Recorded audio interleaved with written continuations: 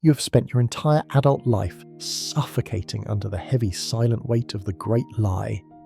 The devastating misconception that desire is a transaction where you insert kindness and extract love. You pay, you pray, you starve.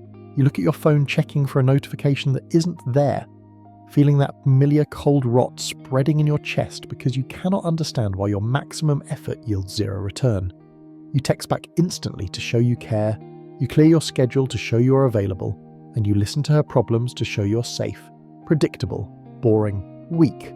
She doesn't hate you for it. She simply does not see you. You've become background noise, a utility, a resource that is always there and therefore holds no value. The more you step forward, the further she steps back, maintaining a cruel and perfect distance that you can never close. It is not bad luck. It is physics. You are chasing a ghost running on a treadmill of validation that was designed to break your legs. You think the problem is that you haven't found the right strategy, the right pickup line, or the right display of wealth. You're wrong. The problem is the direction of your energy. You're leaking, you're bleeding, you're empty. Women do not chase emptiness. They run from it. They run from the man who needs them to fill the void in his own soul. Today we stop the running. We are going to perform a psychological exorcism on the nice guy buried in your psyche. I am going to give you the one thing, the singular shift in reality that flips the magnetic polarity of your existence. This is not a trick. This is not a game. This is the end of your slavery. Let's strip away the romance and look at the raw machinery of human instinct. You believe you are being attentive. You believe you are being supportive. You tell yourself you're simply a good man doing what a good man does, but deep down in the darkest corner of your mind, you know the truth. You are bargaining. You are begging. You are pleading. Women have a sixth sense for this specific frequency of desperation. It is not something they see with their eyes. It is something they feel in their gut. It is a biological alarm system, ancient and terrifyingly accurate, that screams one word when you walk into the room: danger. Not the danger of a predator. The danger of a parasite. When you make a woman the center of your universe, you are not flattering her. You are terrifying her. You are handing her a burden she never asked for, the responsibility for your happiness, your self-worth, and your emotional stability. It is heavy. It is suffocating. It is repulsive. Think about the economics of gold. If you walk down the street handing out gold bars to every stranger you met, begging them to take one, pleading with them to acknowledge the value of the metal, what happens to the value of that gold? It plummets. It becomes trash. It becomes suspicious. People would ask, what is wrong with this? Why is he giving it away? It must be fake. Your attention is your gold. Your time is your currency. When you give it away freely, instantly, and without qualification, you are telling the market and her that your time is worthless.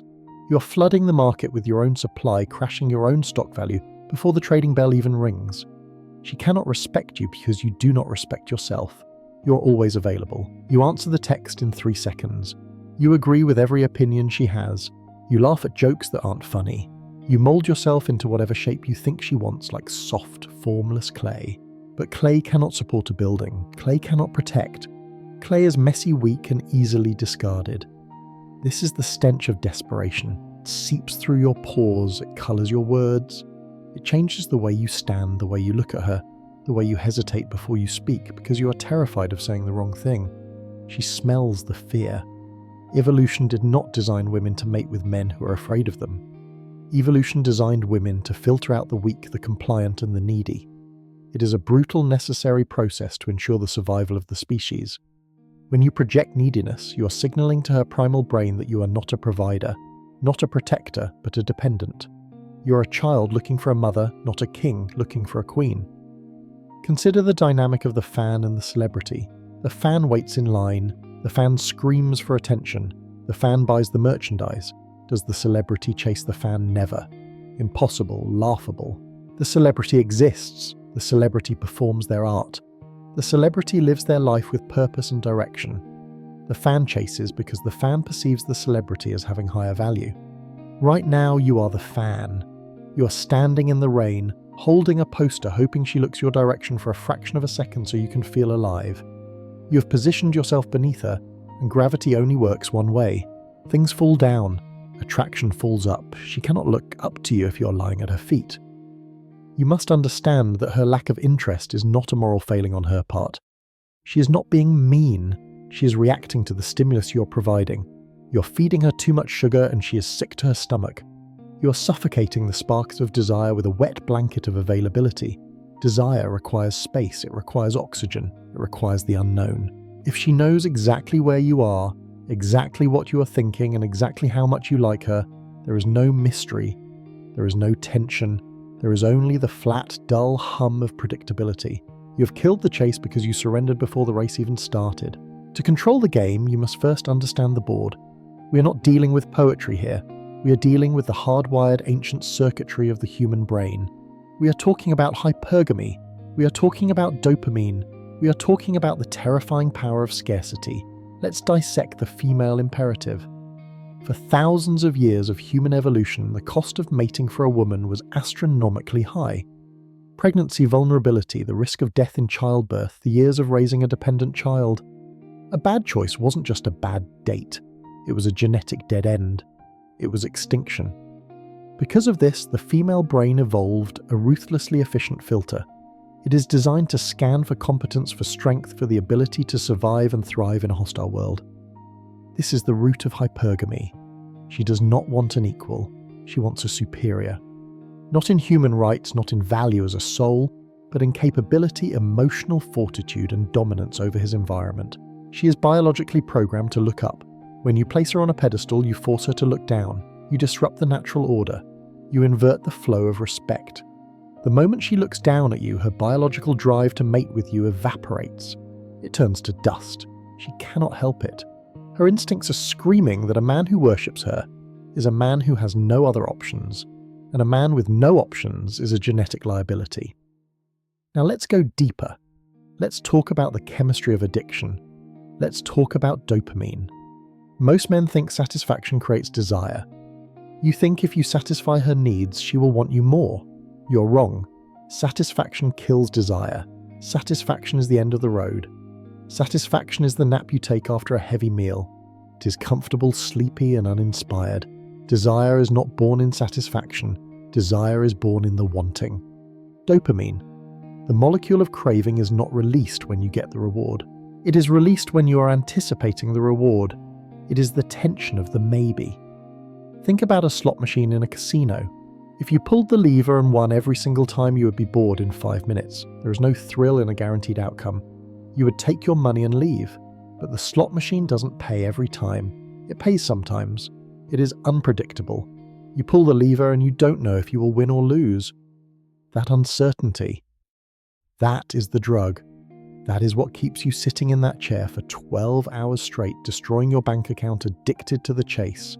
You, the nice guy, the pleaser, the simp. You are the broken slot machine that pays out a jackpot every time someone walks by.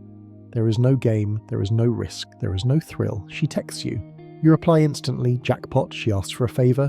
You do it immediately, jackpot. She acts disrespectful. You apologize for her, jackpot. You have removed the variable reward schedule from your interaction. You have become a flat line, and in the medical world, a flat line means death.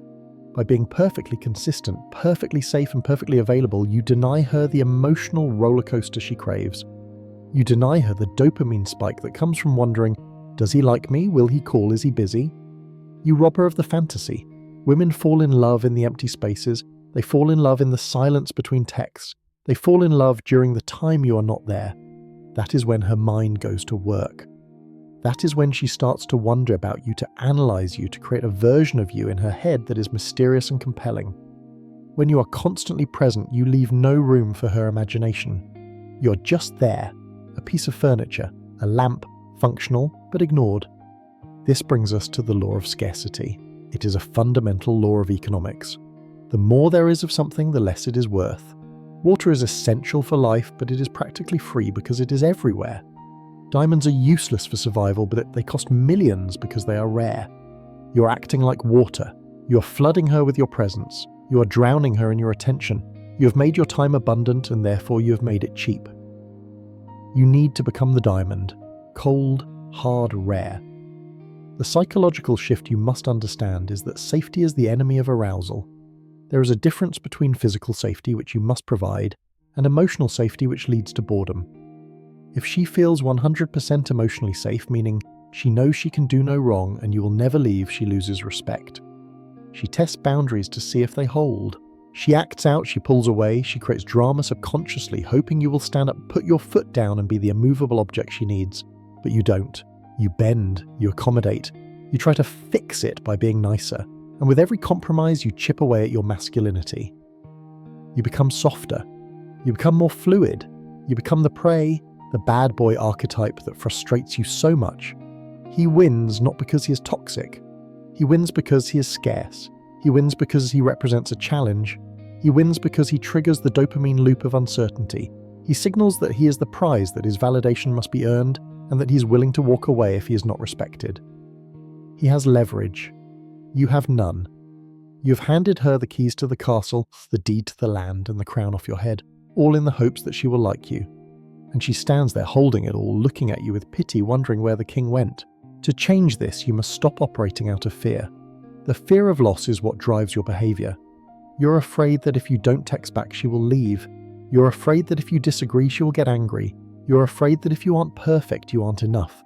That fear is the cage. We are about to break the lock. We are going to move from the psychology of the beggar to the psychology of the emperor.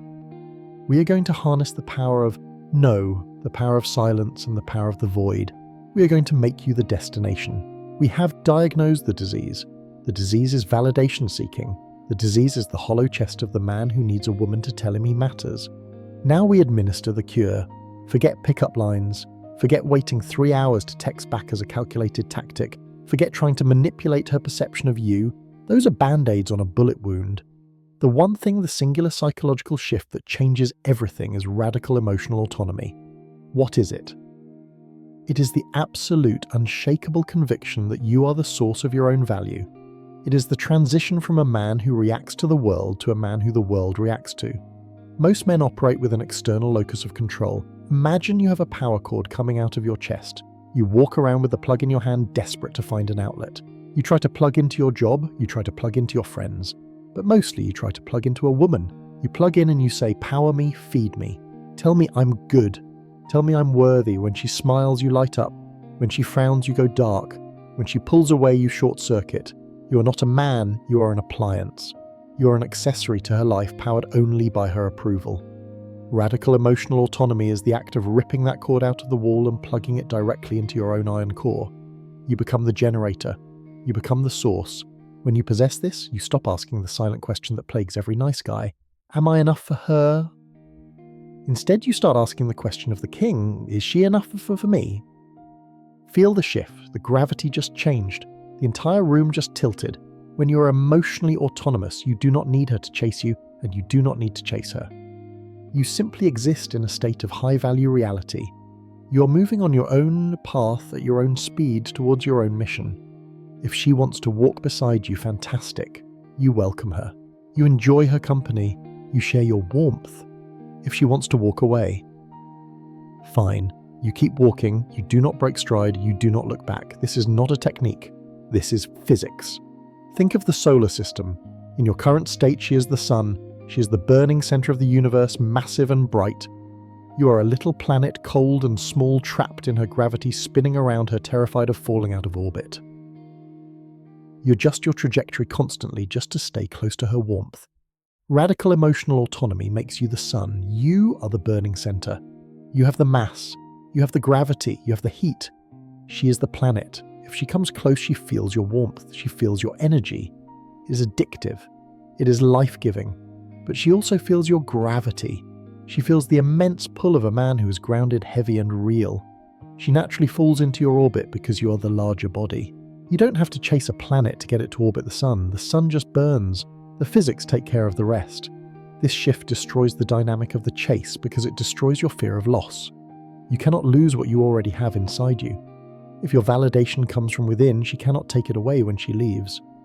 This terrifies the weak man, but it liberates the strong man. When you interact with her from this state, she feels a disturbance in the force. She throws a test at you. Maybe she cancels a date last minute, or she makes a sarcastic comment. The old you would panic. The old you would get defensive. The old you would try to fix it. The autonomous you. You don't blink. You don't get angry. You don't get sad. You observe it, you judge it, And if it doesn't meet your standard, you withdraw your attention, not to punish her, but because you have better things to do with your time than entertain low-value behavior. This is the high-value pivot. She realizes suddenly and violently that she does not control you. She realizes that your happiness is not dependent on her mood. She realizes that you are perfectly capable of being happy without her. And that is the most attractive trait on the planet. It drives women wild. It keeps them up at night. They cannot understand it. Why doesn't he need me? Why isn't he begging? Who is this man? The desire to figure you out becomes the obsession. The need to win your validation becomes the chase. You have flipped the script. You are no longer the contestant on her game show hoping to win a prize. You're the judge. You're sitting in the chair arms crossed, evaluating whether she has what it takes to be in your life. This is not arrogance. Arrogance is loud. Arrogance is insecure. Arrogance screams, "Look at me." Autonomy is quiet. Autonomy is silent. Autonomy smiles and walks away when the deal isn't right. It is the power of the walk away. And in any negotiation, and dating is a negotiation of time, energy and intimacy, the person who is most willing to walk away holds all the power. If you cannot walk away, you have zero leverage. You're a hostage. But to walk away, you must have somewhere to go. You must have a life that is so rich, so compelling, and so driven by purpose that losing her is merely a bump in the road, not a cliff edge. This is why focus on yourself is such cliché advice, yet so misunderstood. It doesn't mean get a haircut. It means build a kingdom so magnificent that you don't need a visitor to validate its existence. When you achieve radical emotional autonomy, you become dangerous. Not physically dangerous, but emotionally dangerous. You represent the risk of heartbreak for her. For the first time, she has skin in the game. If she messes up, she loses you. Previously, there was no risk. You were a guarantee. You were the safety net. No one worries about the safety net falling. But now you are the prize. You are the mountain. You are the challenge. And human beings are hardwired to value what they must work for. We do not value what is given. We value what is earned. By withholding your unconditional validation, by keeping your own counsel, by staying plugged into your own internal generator, you give her the gift of the chase. You give her the opportunity to earn you. You give her the space to feel the anxiety of maybe not, which eventually blossoms into the euphoria of yes. You stop running, you plant your feet, you look her in the eye, and you let her come to you. Theory is useless without execution. You can understand the physics of a punch, but if you cannot throw it, you will still get knocked out. We have established that radical emotional autonomy is the core. Now we build a fortress around it. How do you actually live this? How do you wake up tomorrow and stop being the chaser? You build your life on 3 iron pillars. Pillar 1, the mission purpose over pleasure. A man without a mission is a leaf in the wind. He goes where the breeze takes him. If a woman blows into his life, he drifts towards her. If she blows away, he tumbles after her. To stop chasing you must have a destination that is more important than her. This is the non-negotiable prerequisite for high value. You must be chasing something, a career goal, a physical transformation, a creative legacy, a financial empire. It doesn't matter what it is, as long as it demands your blood, sweat, and focus. When you have a mission, your time becomes scarce naturally. You don't have to pretend to be busy to make her want you. You are busy. When she texts you at 2:00 p.m. on a Tuesday, you don't reply instantly, because you are deep in the trenches of your work. You reply 3 hours later, not as a tactic, but because that was the first time you came up for air. She feels this. She feels that she is fitting into your schedule, not that you are clearing your schedule for her. The mission protects you. It creates a hierarchy of importance. 1, the mission. 2, the tribe family/brothers. 3, the woman. If you flip this order, you lose. If you make her number 1, you lose the mission because you're distracted, and you lose the woman because she doesn't respect a man who has no conqueror's spirit. Pillar 2, the boundary, the velvet rope. The chaser has no boundaries. He is an open field. Anyone can walk in, trample the grass, leave trash, and walk out. The high-value man is an exclusive club. There is a velvet rope. There is a bouncer. There is a dress code. You must learn the art of the no. No is the most powerful word in the language of desire. When you say no, you define yourself. You draw a line in the sand that says, this is who I am, this is what I tolerate, cross this line and you're out. If she cancels a date last minute without a valid reason, you don't say, it's okay, maybe next week. You say, that's unfortunate. I value my time. I'm not sure we're a fit. You pull the rope across the door. This shocks the system of the modern woman who is used to men bending over backward. It signals high status. It signals that you are willing to lose her to maintain your self-respect. Boundaries are not angry walls. They are cool, calm, electric fences. You don't yell, you don't scream, you just let her touch the fence and feel the shock. She will learn to respect the perimeter. A man with strong boundaries is a challenge. He's a puzzle to be solved. How do I get past the rope? She asks herself. She starts to work for your approval. She starts to dress better, act sweeter, try harder. She starts to chase admission to the club. Pillar 3. The silence. Comfort in the void. The final pillar is the one most men fail. The silence. Nervous men talk. Insecure men chatter. They fill every pause in the conversation because the silence makes them feel judged. They over-explain, they qualify themselves. They try to sell themselves like a used car salesman. The king is comfortable in the silence. When you are with her, practice the pause. Look her in the eyes and say nothing. Let the tension build. Let the air get heavy. In that silence, you are projecting autonomy. You are saying, I am content right here. I don't need to perform for you. It creates a vacuum. And nature abhors a vacuum. She will rush to fill it. She will start talking. She will start revealing herself. She will start chasing your engagement. This applies to digital silence too. You do not need to send the last text. You do not need to check in every day. You do not need to like every story and be the ghost in the machine and be present when you are there and completely absent when you are not. When you combine these 3 pillars, a mission that drives you, boundaries that define you, and a silence that intrigues her, you become a monolith. You become the immovable object. You stop being a boy running after a butterfly. You become the garden, and the butterfly comes to you. The era of the hunter is over. The era of the magnet begins. You now possess the map to the territory. You see the game for what it is, a biological exchange of value driven by scarcity, fueled by dopamine and governed by the laws of emotional gravity. You can close this video and go back to your old life. You can go back to checking your phone every 30 seconds, praying for a crumb of attention. You can go back to being the fan, the beggar, the orbiter. Or you can kill the boy. You can take a knife to the part of your soul that craves validation from a woman and cut it out. It will hurt, it will bleed, it will leave a scar, but that scar is the mark of a man. When you stop chasing the world, stop spinning away from you and start spinning around you, you become the axis, you become the anchor. Women want to be anchored. They are the ocean, stormy, chaotic, beautiful and dangerous. They do not want to drown another swimmer, they want to crash against a rock. Be the rock. Stand firm in your reality. Prioritize your mission above her moods. Draw your boundaries with ink that cannot be erased. Embrace the silence of your own company. When you do this, you will witness a miracle. You will see her eyes change. You will see the boredom vanish, replaced by a spark of fear and a blaze of desire. You will see her running towards you breathless, trying to catch the man who finally stopped running away from himself. This is not about manipulation. This is about restoration. It is about restoring the natural order where the masculine provides the direction and the feminine provides the energy. You cannot lead if you are following. You cannot be the prize if you are the contestant. Take the crown off her head, put it back on yours. Sit on the throne. The chase ends today because the king has returned. I want you to leave a comment below, but whoa, I want you to be honest. I want you to write down one specific behavior you are going to kill today. Is it the instant text back? Is it the apology when you did nothing wrong? Is it the fear of saying no? Write it down, make it real, kill it, mind before seeing.